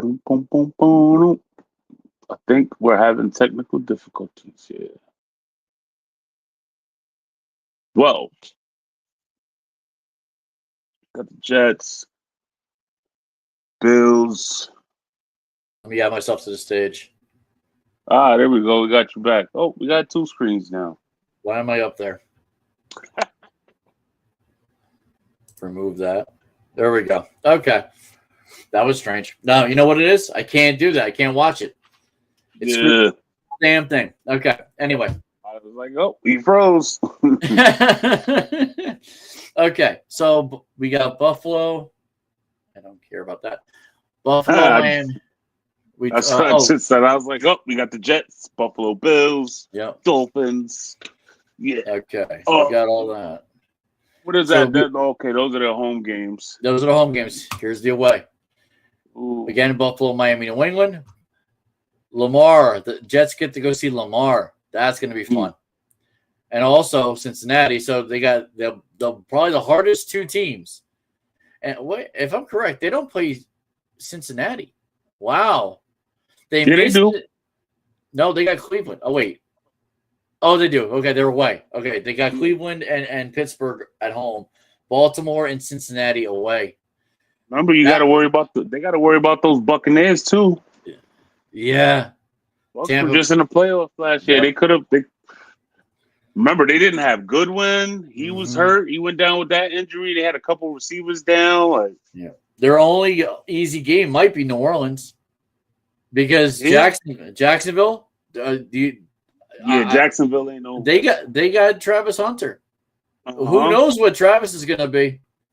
I'm telling you right now, if I do a fantasy football league, he might be one of my first picks. So, but yeah, hopefully they use him at wide receiver as much as they should. Well, then what would be the smart thing to do if you pick Travis Hunter? You also defense, you will pick the Jacksonville. defense. Yes, you pick, so you get both points. So if how would that work? well, you'd have remember he's probably going to be listed as a wide receiver, just so he can get on, because you can't list him as a CB and pick him. It's not going to happen. So right, but yeah, fantasy is going to be, and maybe we'll talk about fantasy because I think you'll probably get in anything I do, right? Oh yeah, definitely. Yeah, so there we go. Like whatever I know I'm doing my regular football pool where it's weekly. I'll do the weekly. We'll talk about that. But I might do fantasy too. We'll see. That's 10 to 12 people. So yeah, I'm in. Sweet. I'm already in. All right. So you already talked about Jackson Dart. I had it up just in case. So yes. He's anything else to add on that? I just recently heard something. Somebody said, I guess he was trying to play devil's advocate, but because Jackson Dart did this thing where before he threw the ball, prime example. So he has the ball. Drops back before he throws the ball. He does this. He throws it. Really? I guess the narrative they're trying to paint now is, well, everybody was talking crap about Shador patting the ball before he threw it, but Jackson Dart can do this and then throw the ball. See, Jackson Dart's my opinion. His bigger issue is the what is it? Sliding. No, this. Fine with the snap count. That's not gonna. I think me personally, like playing that position before, I think that he just did that to Gruden just to like be funny. That was him being funny. Like, yep, that's all I do. I mean, in college, when you play in college, you can't really hear nothing on the field anyway. That's probably true. You're probably right. Oh, so it's just that to me, that's like a psychological mind trick as far as I'm lining up. Team don't know that if I clap one time, he's gonna hike me the ball. You're right. Because nowadays, when you watch college, you see the quarterbacks. They're like a bunch of them are like that. Yeah. So All right, let's talk a little bit about wrestling. I think we've done most of the sports. So SmackDown results. So before we talk about Backlash, you got to talk about what happened on SmackDown. So LA Knight, Damian Priest defeated champion Fatu and Solo Sikoa. Bliss shows up, and the Women's United States tags with the women's champions, Zelina Vega, and defeats Chelsea Green and Piper Niven. And I'm very glad, very, very glad Alexa Bliss is back. If you don't know who she is, dude, look her up. She was with Bray Wyatt for a while with his little faction before Bray Wyatt died. She's been around a long time. I think she had a kid, did the whole baby thing. Right. I hear my wife saying yay, so apparently the Mets are winning. Anyway. Okay, next one. An irate Charlotte Flair. I saw this and I thought it was funny. Walked off of SmackDown after being confronted by Jade Cargill and a hostile crowd. She couldn't get a word and decided to leave, and then got a little face-to-face with Jade Cargill. Well, that ended up being Jade Cargill was in a number one contenders match where she lost to Nia Jax. So Nia Jax now is the number one contender, with no surprise. She's been out for a while. It was about time Nia Jax was going to be number one contender. Yeah. Fraxium defeated WWE Tag Team Champions Street Profits in a non-title match. The Street Profits were hurt, especially the skinnier one. I can't remember his name right now. He's the one married to Bianca Belair. Oh, okay. He had his ribs were rough. So Fraxium, they're quicker. So they were bound to beat him. So they did. Aleister Black beat Carmelo Hayes, which that's the second person he beat. Last week, Aleister Black beat The Miz. So he beat both tag team members. Now we'll see where that goes with that. Yeah. Andrade and Rey Fenix defeat Los Garza. And after the match, Los Garza almost split up. So we'll see where that goes, because that was interesting. Bom, bom, bom. Exactly. And then seconds after undisputed WWE Champion John Cena hit an attitude adjustment on a mysterious decoy, Randy Orton comes from the back and blasts the last real champion with an RKO out of nowhere. That was fun to watch, but also that also became the precursor for what Backlash was. Yep. Here is Backlash in the aftermath of Backlash.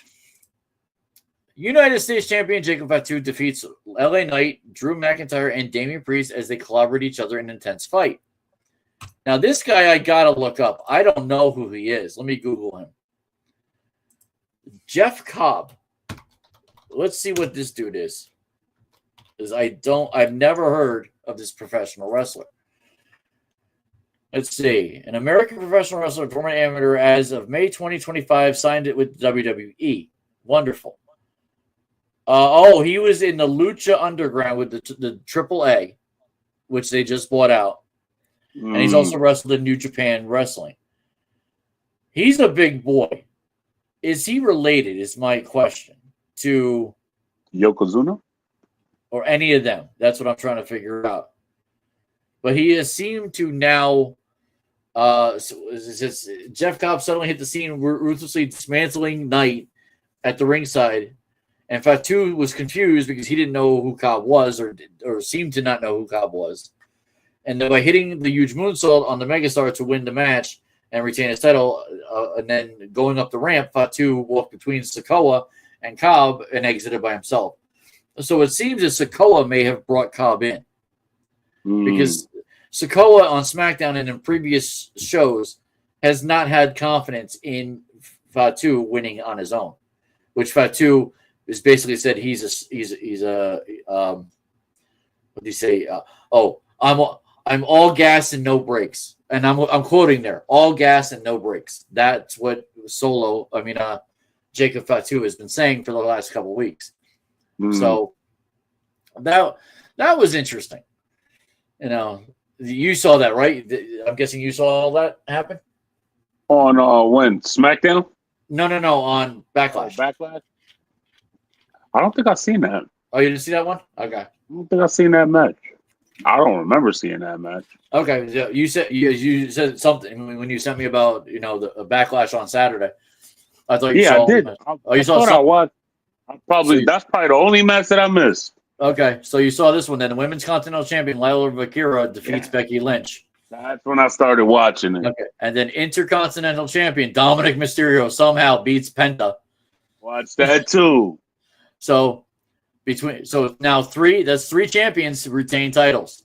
Okay, Gunther defeats Pat McAfee by submission. I heard that was a beating like there was no end. It was great. Yeah, man. Pat held his own, though. Shouts out to Pat McAfee. Pat held his own. Pat was trying to put some work in on Gunther. Yeah. It's just I saw his Instagram. Okay. I'm not sure you saw Pat's Instagram. I looked at Pat's Instagram from that Sunday. He got beat the hell up. He showed his chest. It was redder than strawberry shortcake. Okay, it's still red today. It might be. I watched the Pat McAfee show. It's still bruised up and red. Looked like his skin was peeling. He said he kept the hair on his chest. He ain't want to shave his chest because he ain't want that impact. He thought it was going to help. So then you saw you saw Pat McAfee show today. I heard little snippets of it today. This is a little off subject of WWE, but I want to talk about this. Pat talked about something where the Giants, Eli Manning and Michael Strahan are trying to buy into the Giants. Did you see this? No, I didn't see that. So they were talking about this, and they referenced that AJ Hawk actually referenced, why can't you have both Strahan and Eli both with merge into buying some portion of the Giants, right? So then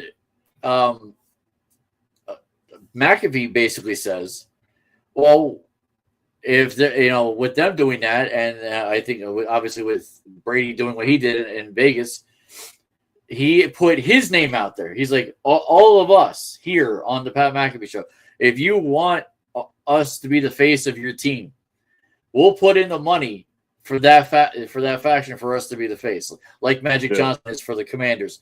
Like, and the Giants, Mara might be smart to do that as Strahan and Eli to be the face, because then Mara can stay in the back. He can just do what he's got to do and stay in the back. Let Eli, let Michael be those two guys. I agree. Hell, A-Rod for the Timberwolves. Like that. Yeah. The athletes are coming. It's a given. Let's take it as it is. Uh-oh. What? 86, 85, Knicks up. Woo! Let's go Knicks. Okay. Last match, and this goes to what I said before. Undisputed WWE champion John Cena, the last real champion, and I gotta quote it. I don't believe it. Defeats Randy Orton. Apparently he cheated. How'd he cheat? How'd he cheat? No, John Cena won it fair and square, man. You must have saw his press conference. He didn't cheat. I don't buy that. I don't know what happened. I mean, the ref got knocked out, and Randy Orton tried to get another ref, and then that ref got knocked out, and then trying to wake those refs up. So a bunch of people came out, and Randy Orton RKO'd every last one of them. Oh my God! And then by the time all of that was said and done, Randy Orton RKO'd John Cena twice. Attitude adjustment through a table. Attitude adjustment. Took the TV monitors off and through that table, through that desk, through the announcer's desk. Okay, up to the announcer's desk, and at the end of the day, I called it as my cousin. I called it. I said, "Yo, I already see what's gonna happen." Yeah, I said he's gonna get hit in the face with that belt, and it's over. Yep. Good call.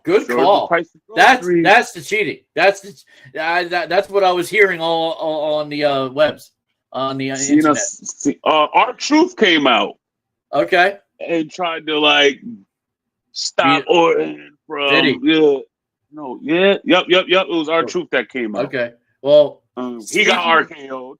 He got RKO'd. Well, speaking of R-Truth, I'm guessing you didn't see the after. Why? This is why I put aftermath.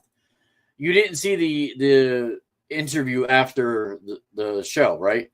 No, I didn't. Yeah, they do interviews after the show. They usually do. So John's being interviewed.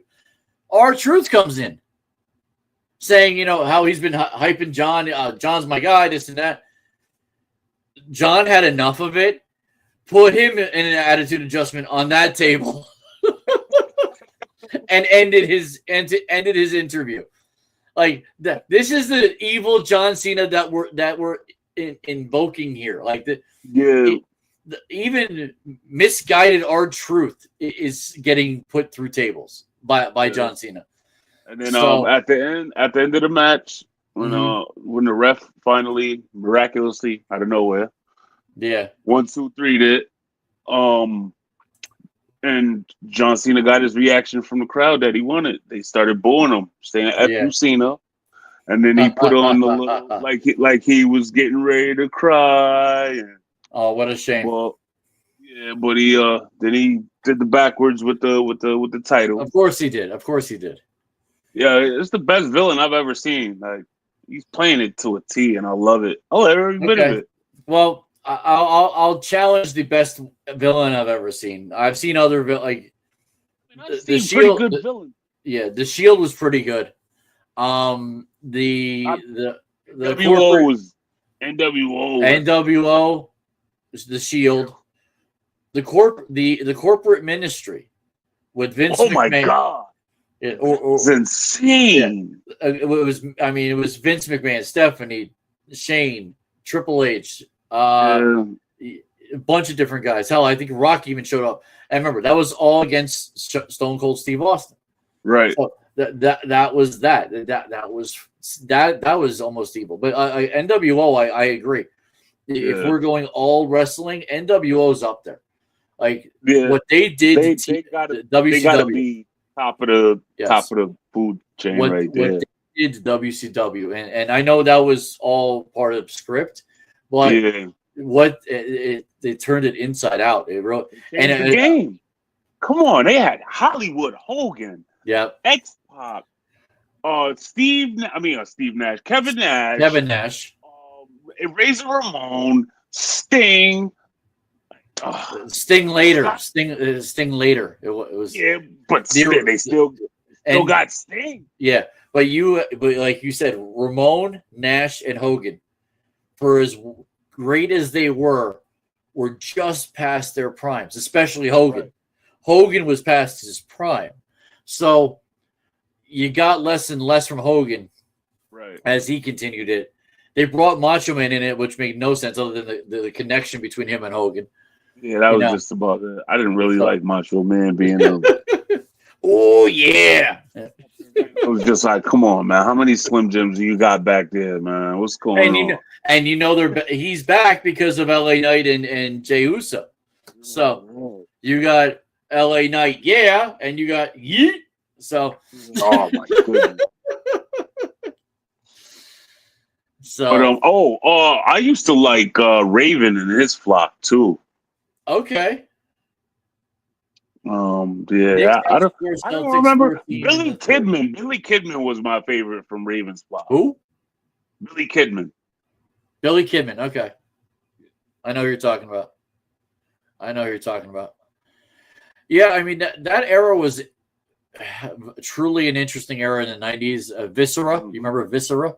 Oh yeah, the Ministry. I mean, what was it called? That was the Ministry. Oh, Undertaker and Kane and Viscera. I want to say it was the Ministry of Defense. Mankind. When factions were factions like that. That was, you had factions for everything. Hell, I mean, definitely. Near the end, it got kind of stupid of the factions. Like, remember, what was the one?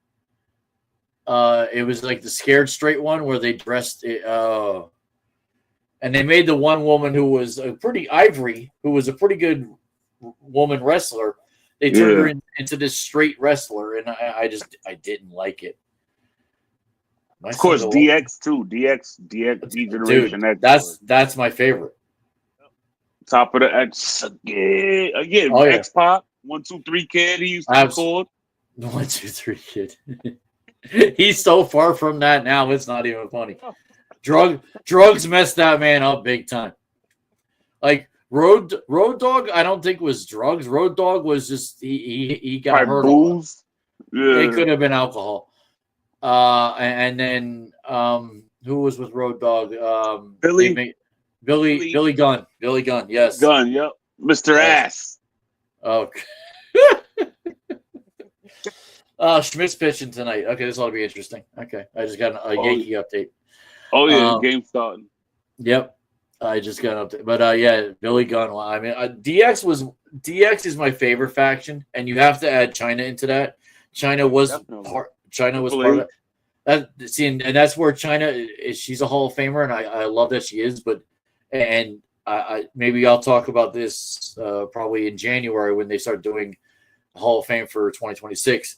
They gotta put China in individually. She did a lot for these women to get where they're at now. She was the only one out there deadlifting men. And She was the wrestler when it was divas. That's what she was. right, She was right. you know, like even though Trish Stratus couldn't wrestle her. Stable. Stacy Keibler couldn't do it. The only one that had a shot, and who's the one that's married to Edge now? Adam Copeland. I can't think of her name. And, not Lita. No, that was a thing that they screwed that up at the Edge and Lita thing with the bed in the ring. Yeah, won't talk about that here. That was R-rated. That was R-rated, but Val Venus was R-rated. So was The Godfather. It's just, I mean, wrestling's the only place where you can get a pimp, a prostitute, a mortician. It's true. It's crazy very work. true. It's crazy. And an Olympic gold champion, gold medal. Yep, Kurt Angle. Yep. Black Belt. Ken Shamrock. That's right. That's right. All right. So what's on tap tonight? So I meant to say it here too. What I thought was going to be another added championship, they didn't do it. They moved it to Saturday Night main event. So Uso's going to face Logan Paul on Saturday Night's main event at 8 o'clock on NBC. So apparently they're having their yeeting thing today on Raw. So it's at 9:42. So a lot of stuff I'm talking about has probably already happened. Yeah. CM Punk takes the mic for the first time since WrestleMania. He's been a mess since his loss. Io Sky and Rhea Ripley take on Roxanne Perez and Julia. So it looks like Raw roster women are taking on the NXT girls. AJ Styles battles Finn Balor. AJ Styles trying to be the good guy again. War Raiders battle the Creed brothers. That's going to be a fight. Oh, yeah. And Penta takes on Chad Gable, not the Americano Grande, whatever the hell he is. Oh. So Chad Gable's wrestling as himself, not Americano, whatever. Okay. Yeah. Interesting. Uh-huh. And I will say this Roxanne Perez, expect to see her drafted within whenever they do the next draft. They tend to draft NXT people to the Raw and the SmackDown rosters. Roxanne Perez has showed herself. She's good enough to be on the main roster. I don't know. Yeah, I don't know about Julia, and Roxanne Perez will be a good villain. Like she might be better than Chelsea Green. Like Chelsea's a pretty good villain. I think Roxanne will be a better one. She'll be up there with like when Rhea was a pretty good villain. Rita, I remember Rita. Huh? You said Rita? No, Rhea Ripley. Oh, Rhea Ripley. She used to be. She was part of a new the Judgment Day, and she was more the villain, more the heel then. Let's see. So it looks like the whole American Alpha. So Chad Gable's wrestling, and so is Creed Brothers. That's interesting. So the only one not wrestling is the woman on the team. Who knows what she's doing? I mean, she's not a manager; she's a wrestler. So they must not. She must just be off, or maybe she'll interfere with the NXT match. Who knows? All right, we're down to the end. Can't believe Aaron Judge is batting 400. Yep. You know what? He ought to do a commercial for 409. I'm 409, so you should buy 409. Clean your pitches. Clean your pitches, exactly. So going back to the draft, what is it when it's beginning and the end, and you have all the stuff in the middle? Do you have a beginning and an end? Not a story, obviously, but body. Yeah. So no, I'm thinking some. When I have the same thing in the front and the back. It's the introduction. You got I guess paragraph will be the body, and then the conclusion will be at the end. Well, this would be the conclusion. So May 12th, 1985. Is it 12th? Yes, it is. 40 years ago, the day I became a Knicks fan. The Knicks got their first ever draft lottery win, and got drafted Georgetown center Patrick Ewing. So that's right.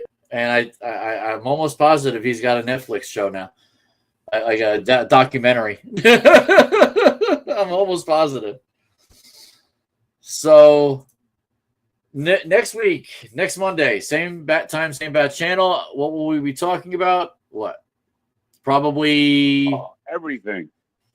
Well, besides baseball, I think we got to talk about the schedule. Yep, playoffs getting deeper. Oh yeah, we'll know Eastern and Western Conference. We'll know who the conference opponents will be. Yep, that's for sure. Wow, my son's team is caught up. They're only down 4. It's 12-8 in the bottom of the 6th, and they got the bases loaded. Wow, this is crazy. I'm gonna have to hold on for this. Hold on a second. What Let me a see the box comeback. score. How many outs? 2 outs, so they're under the gun. My son has walked 3 times. That's crazy. My son has 3 walks. Like that's I can't. He must have the most walks on the team. He's got to with 3 just in one game. Oh, I think they're done. It looks like they're done. Okay, they're done. Oh, they're all walking across the field. They're done. Almost. They lost 12-8. Okay. So now how do I watch the Knicks? Let's see. I get the live stream ended. Okay. ESPN. Let's see. Let's see if I can get it on my phone. Let's do. Well, apparently, you know what I can get, and we should talk about this real quick. Full Court Press is out on ESPN Plus. If you go watch it, yeah, it's about the lady, three different women. They're profiling for the WNBA or college into the WNBA, and that looks pretty interesting. So I have to take a look at that too. Yeah, definitely. Let me look at schedule. So how do I have ESPN Plus and I can't watch the Knicks? What's up with that ESPN? ESPN, y'all slacking. Oh, here we go. Oh, okay. I might be able to see it. Hold on. Select broadcast. Slacking. Hold on. I might be able to get it. TV provider. I got YouTube TV. It's like I've never done this before. Ooh, bitch rub. Oh, well, look at that box out. Yeah, that was a foul. 98-96. Yes, I saw that. And it's not letting me. Oh, come on. Now my phone just. Time for clutch time brunts. We need it. Let's see. Let me try. You know what? Let me try Disney Plus. Ooh. Disney Plus has ESPN Plus. Yeah. Let's see if that does it. Oh, yeah. Damn. Uh-oh, what happened? Tatum got 39. Tatum's got 39. You're kidding. Yeah. No, that's not good. I don't need to I mean, but sure. He's got 39 and the Knicks are up, so I'm not watching it that way. Okay, you're going to have to tell me then. Or maybe I can go back to ESPN. Let's see. Let's go back to ESPN. Come on, and oh. And we want the Knicks to win. We'll go on till the Knicks are over. Let's see. No, it's 102.99 with 6:32 to go. Wow, that's a long time. Can we go 6? Can you go 6 minutes or 10 minutes? Okay. Yeah. So we got Knicks. 15 minutes. Yeah, it might be. Knicks are up 102.99. Wow. See, this is where I need my buddy Ricardo. Remember I told you he was texting me all game on Monday night? Yeah. So I told him, I said, subscribe and come on. Watch the game and watch us and we'll talk. He hasn't done that. So I don't know what he's doing. I haven't heard a lick from him. Go figure. Probably watching the game. He forgot about me. The surprise. Yeah, my cousin forgot too. He was supposed to watch tonight. Let me see if I can watch. It's telling me I can watch here. Let's see. Select broadcast. There. Animal Rescue. Oh, what the hell? Wrong channel. Yep. YouTube TV. Did they just come out with a new Star Wars movie? Oh, maybe. From the world of John Wick, Ballerina, and June 6th. They got another John Wick movie coming. John Wick. I heard that. I did hear that. How do they? I just don't get it. I don't. It's got to be Keanu Reeves because there's no way you can come out with 4 movies and they're all. I did for you. Speaking of movies, did you see Thunderbolts or no? I didn't see it yet. Nope, I didn't see it yet. No, I didn't see it either. I want to see it. That's the one I want to see. I want to see Thunderbolts, and I want to see Sinners too. That looks like a really good movie. Yes. I heard of. I did see it. Sinners. That does look good. I saw Speak No Evil. Speak No Evil is really good. Yeah, I can't watch that in this household. My wife doesn't like those horror movies. Sinners is a horror movie too. But I thought it was. I thought Sinners. Okay, maybe I'm thinking of a different movie then. It's like with dead people. Oh, like maybe I thought it was. There's something else with a bunch of different actors. Oh, it's the new Knives Out movie. Oh, okay.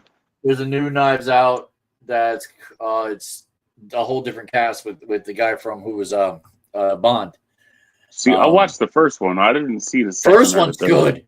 That first one is good. Really was. Yes. So we're in a timeout now, it looks like. Yeah, Celtics full timeout with 6:32 to go. Let's see. So the Boston Celtics first quarter, 39-28. The Knicks tied them 23-23. And the third quarter, they beat them by 14 points, 37-23. To now be up by 3. Yeah. What a game. I mean, they got to win the scrappy ones. So here's why the Celtics are losing the game right now. I'm looking at the stats. Jason Tatum, 15 of 25, 7 of 15 3-point, 7 of 15 for 3-point, 39 points. White, is that what's his first name? D White? Derek White. 6 for 11 field goals, 6 for 10 3-points. So he's only shooting 3-pointers. Got 23 points. Mm-hmm. Everybody else is single digit for the Celtics. Damn. 39-23. The math on that is 62. So Jaylen Brown? Not even on the top 5. Wow. Oh, it's people who was on the court. Hold on, let me look at full box score. Let's say I might be missing something here. Jaylen Brown got 18. Okay, Jaylen Brown's got 18. Oh, Tatum's got 41. They just scored. It's 101-102. Let's see. For the Knicks, Brunson's got 31. Cat's got 21. Bridges got 21. Brunson's got 31? Brunson's got 31. And Anobi's got 13. Yes! Why? Anunoby got 13. Brunson getting 31. I had Anunoby getting 10. I had Miles Bridges getting 10. Yeah, you got that. I mean, Bridges. I had Mikal Bridges getting 10. I had Karl Anthony Towns getting 15. Got that. So you've hit 4 of 4. Brunson, I had Brown for 15. Brown for 15. You got that. Tatum for 20 or 25. You got that. So you're 6 for 6. I had Derek White for 2 threes, 10 points. He got 23. So you're 7 for 7. Is it anybody else or anything else? If you're 7 for 7, I mean, that's pretty good. I need 2 threes from Brunson, 2 threes from Tatum, 2 threes from. So Brunson's 3 for 7. So you need 5. You need 5 from him. And you said Tatum, he's 7 for 15 3-pointer. So I got that. On Anunoby, how many threes he hit? Ananobi's got 3 of 7. How many did Bridges hit? Bridges is 1 for 6. I think I only needed one from him too. It's one hell of a parlay. Wow. I don't like doing money lines because I could get all of that, and then the money line go to the Celtics, and the Celtics win. Then I don't win anything. Exactly. I get it. Okay, this has got to go quicker. I'm good. I'm good bathroom wise because I didn't finish this yet. So I got smart. I didn't do that. Yeah, well, not the same for me. I'll be right back. All right. All right, let's see, people. It's 102-101 with 6:12 to go.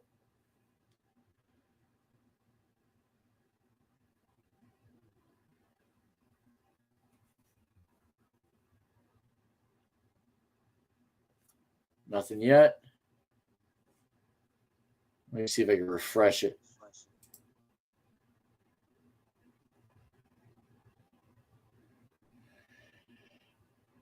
Okay. Knicks up 109-104. This is good. Tatum's now got 42. Jalen Brunson's got 33. Oh, no. Jalen Brunson's got 35. Got 4. Let's see. 1, 2, 3. All 5 guys on the court right now are plus players playing right now. You got Josh Hart plus 10. Jalen Brunson plus 9. Mikal Bridges plus 11.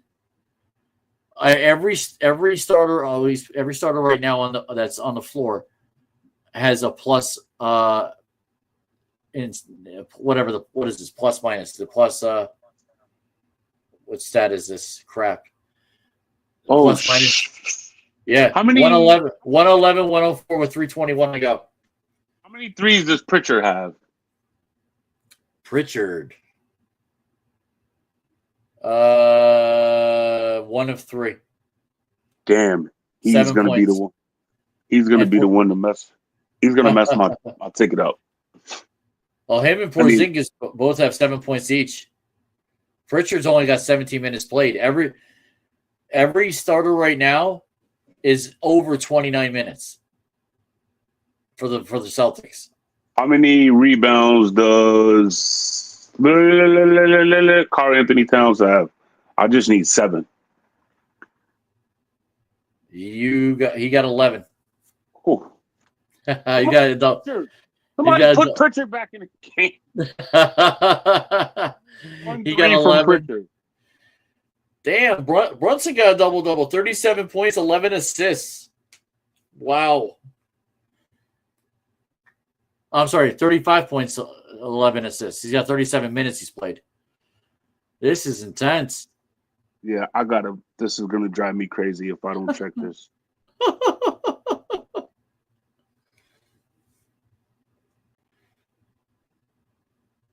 Everybody's happy. Oh, my God, everybody's happy. They are standing up there.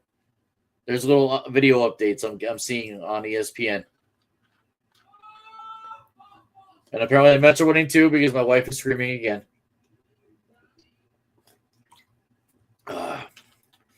It's going to go 2 hours because the Knicks are not over yet. 111, 104, 3:21 to go. Let's refresh. Let's see what we got. Still 111, 104. Okay. Must be a timeout somewhere.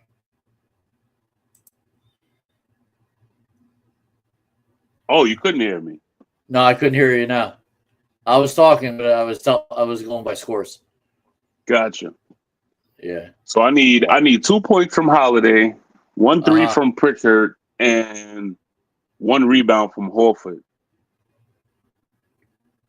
Oh, so you only need 5 rebounds from Horford? Yep. Okay.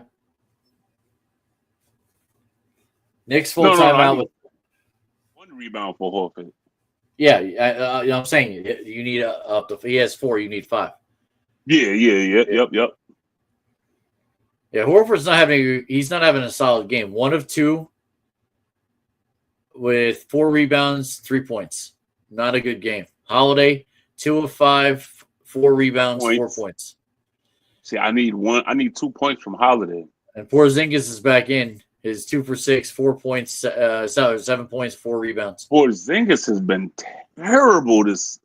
Where they said he didn't get over, he never got over from that sickness. Now he's out, and Jaylen Brown is back in with his 6 of 13 with 18 points and 7 rebounds. But Jaylen Brown only got 2 assists. Their assist total's not good. And now the Celtics have a full timeout because the Knicks made a dunk, and now it's 113-104. It's over, Celtics. Yeah, come on, let's go, Knicks. Going back to Boston. That's right, we're going back to Boston. Hi, y'all. Shout out to my family in Boston. How y'all say it? I'm going back to Boston. Boston. 9 points, 9-point lead with 2:58 to go. It's not insurmountable yet. And I'm waiting for Ricardo. That's who I'm waiting for. Where are you, Ricardo? Oh, Tatum's hurt. Uh-oh. Tatum's hurt. Why am I smiling? I shouldn't be smiling. I shouldn't be smiling. Like an ankle or Achilles. What? Oh, Lord. A torn Achilles? That can't be good. He's grabbing the back of his – he's grabbing his leg. He's grabbing his ankle. But no. With the pain that he's wincing in, it might be his Achilles. This might be the I hate to say it, the death nail. This could be the death nail. That's his Achilles. It's his Achilles. It's over. God. I didn't want that. I don't want it like that either, but I think we can call it. I think we're going to Boston now. We win tomorrow. Was it Wednesday or Thursday? Yeah. I think we win Game 5 easily now. They can't win. Blue sky, baby. Your blue sky. They can't win with Brown and Horford alone. They just can't do it. The words of Stephen A. Smith. Oh, we got a comment. I guess your podcast is now play-by-play of the Knicks. Yes, it is.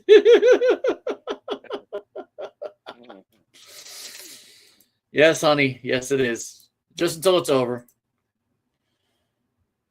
This is good stuff. We got to talk about it. Oh, yeah.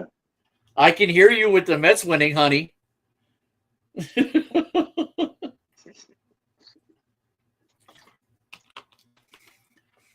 Peyton Pritchard enters the game for Jason Tatum. Oh, hey, you might get it after all. You might get it after all. Yeah, but I'm probably gonna lose this parlay by like one stat. Because of Pritchard. Yeah. Oh, this is why Beth is watching now, because the Mets have now won 4-3. Oh. That game is over? The Mets are over. They won 4-3. I know you're not podcasting, honey. Why would I didn't say that?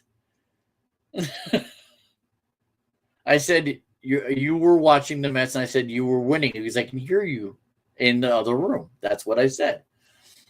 Anyway. 104. Wow, 116-104 with 2:12 to go. Yeah, this is over. I said I'm not podcasting because I'm watching a game. You're watching a game while people are supposed to. Yes, I know. Well, I'm verifying that. I don't care who hears me. For fucking hours. Okay. Oh my God. I don't know why she slammed the door. I know she's not podcasting. And I got a second person on. We're talking about the Knicks right now. The second person that popped on. The Knicks are winning 116-106 with 148 to go. Let's go, Knicks. Come on.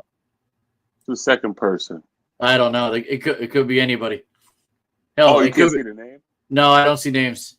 I wonder. No, I don't think it'll let me. Ooh.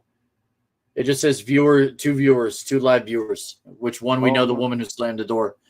144 to go. Knicks are up by 10. had a heck of a third and fourth quarter of out. Drew Holiday kicked ball violation. Karl Anthony Towns enters for Mitchell Robinson, and now enters the game for Miles McBride.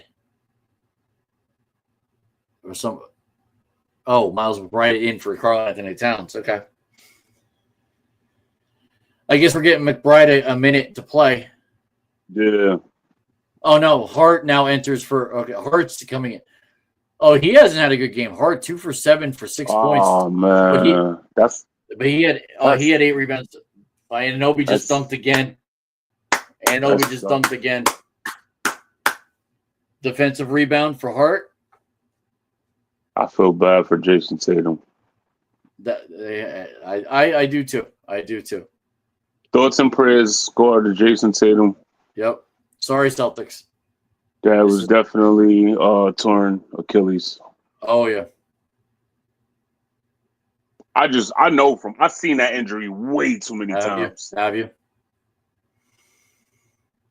56 seconds. All right, we're going to be on for about a minute more, and that's it. Once this game's over, we are done. We had to watch it. Pritchard, you should have hit that 3. Son of a biscuit. He made a driving layup. Oh, Pritchard? Yeah. 108, 118. That doesn't help you. Doesn't help me. I wish it was Drew Holiday that made the driving layup. Yeah, he's only got 4 points. Karl Anthony Towns foul. Why are we fouling? Did Horford just get a rebound? No. Oh, it's a team rebound, so I don't know. It might have been Horford. Well, I got my 5 from Horford. Now I just need a layup from Holiday and a 3 from Pritchard, which is not going to happen. In 38 seconds. It's not going to happen. Damn, man. So close, but so far. Mm-hmm. What was it, $10 bet? Nah, 5. 5, there you go. You're losing 5. That ain't bad. It's just like a scratch off. Yeah. But if I would have won, it would have been 240. I'm going to keep the rest of my comments to myself. Okay, whatever.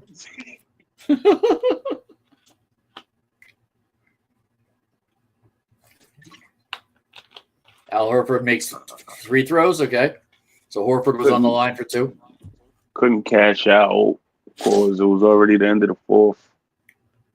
Oh, okay. Yeah. Towns dunks with an assist from Anunoby. Oh, there's Pritchard's 3-pointer from 31 feet. Oh, man. He got a 3. He got your 3. Now you just need the Holiday to get 1. I need 2 points from Holiday. 2 points.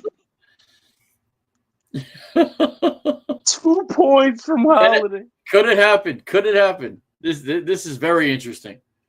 Oh, we lost Beth. So 2 points for Holiday with 21 seconds to go. Horford takes a personal foul. Knicks take a timeout. For the last one. Hell, the Knicks can't. You can't foul the Knicks because they're sitting in bonus with 2. Right. But you foul the Celtics. The Celtics. Well, foul Drew Holiday, man, so he could shoot 2 free throws.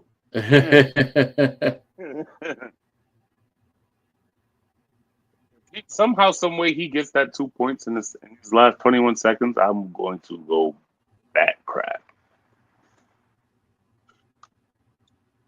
Anything could happen. I've seen like that. Oh yeah, 7 points is. I mean, for 21 seconds, especially in Boston, it's not a thing that I mean the Pacers, especially Pacers Knicks. I've seen the Pacers Knicks.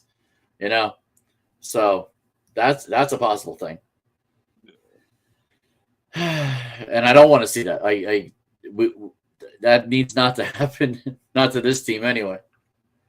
No, not in 21 seconds. No, 21 seconds? No, definitely not. Let me refresh this. Let's see. See if it goes down a little bit. I cannot get my Yankee game. Oh, I'll get it once this game's over. Actually, yeah, I could switch to it, but let's see. I didn't feel like switching to it. Oh, there we go. Good. Come on, Schmidt. Can't lose to the damn Mariners. Peyton misses a shot. Jalen Brunson, defensive rebound. Horford, another personal foul. Well, the Mariners, they're not a bad team. Yeah, Seattle? They're not. Yeah, they're in Seattle. They're just not a great team. Yeah. They got Julio Rodriguez. Julio's got nobody around him. So, hell, they got who's at bat? Talese. Oh, okay. That's a big boy. He is a big boy, yeah. So Al Horford, Holiday. Give it to Holiday. I think Jalen Brunson missed his first free throw. Knicks offensive team rebound. Knicks got the ball off the rebound. Jeez. Game's over, I think, now. Holiday. They should just hold the ball. Let's say 6 points, Holiday. That's all I needed from you. Mitchell Robinson answers for Cat. Does Cat have that many fouls that he can't foul? I have no idea. Brunson made the second. Pritchard misses a shot. Okay, now the game's over. All right, we're now off the air. Have a good night. Have a good week. We'll see you on Monday, 8:00. I'm coming home, Beth. New York Sports Story. That's right. Peace out. Peace.